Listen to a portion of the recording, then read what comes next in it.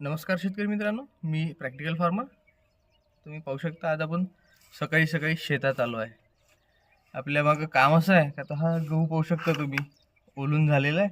म्हणजे इथे भाजीपाला आहे, गहू साईडला आहे. नाही तर तुम्ही म्हणा का एवढ्या लेट गहू लावत असते का. साईडला गहू आहे, इथे भाजीपाला आहे. आता हे ओलून झालेलं आहे. आता हा पाईप आपल्याला चण्याच्या वावरात टाकायचे आहे.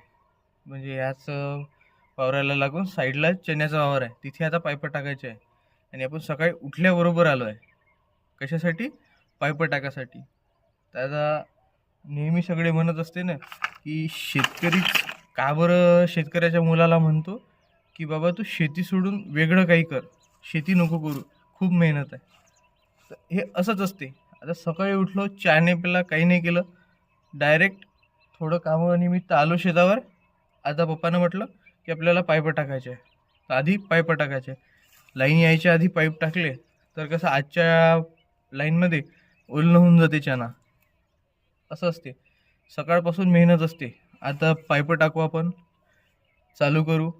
मग नंतर आपल्याला जेव्हा थोडासा टाईम मिळेल तेव्हा आपण घरी जाऊन नाश्ता वगैरे करू आणि पुन्हा शेतावरच येऊ. तर हे असे कष्ट असते आणि हे सकाळपासून करायला लागते. आणि याचं कसं दिवसाचा टाईम फिक्स नसते. ड्युटीमध्ये तरी टाईम फिक्स असते का, 10 वाजता गेलं, 5 वाजता सुट्टी होती, मस्त यायचं घरी, मग दुसऱ्या दिवशी पुन्हा जायचं. तिथे एक फिक्स शेड्यूल असते. ते शेड्यूल वगैरे काहीच नाही. इथं आपल्या हिशोबानं काम करावं लागते. आणि काम पण कसं प्रामाणिकपणे करावं लागते. इथं जमत नाही का, नाही वा एक पाईप नाही टाकला तर जमत नाही. आपल्याला सुरुवातीपासून शेवटपर्यंत पाईप जोडा लागेल, तेव्हा पाणी विहिरीपासून तो वावरात पोहोचल. नाहीतर कसं कामामध्ये तसं चालून जाते ड्युटीवर. थोडंफार आपण रिलॅक्सेशन घेऊ शकतो, कोणतं कारण सांगू शकतो, तब्येत बरोबर नव्हती म्हणून आलो नाही. इथं जमत नाही. इथं आपण नाही केलं तर काम नाहीच होत, आपल्याला करावंच लागेल, असं आहे. आणि इथं कोणतं अल्टरनेटिव्ह ऑप्शन नाही आहे की दुसरा एम्प्लॉई येऊन करून म्हणून. आधीच आपल्या शेतकऱ्याला मजूर नाही भेटत.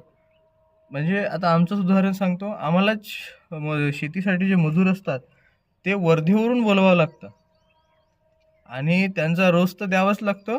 रोजासोबत त्यांना आणायला जी गाडी असते ना, त्याचा पण खर्च द्यावा लागतो. असं आहे. तुम्ही म्हणता ना ड्युटीवाले का आम्हाला टी ए भेटते तर आम्हीच देतो. जायचा खर्च तेच होते ना, टॅक्स अलाउन्स, आपलं ट्रॅव्हल अलाउन्स, असं असते. तर पाहू शकता, हे मेन कारण असते की शेतकऱ्याच्या मुलाला म्हणतो की तू शेती सोडून दुसरं काही कर.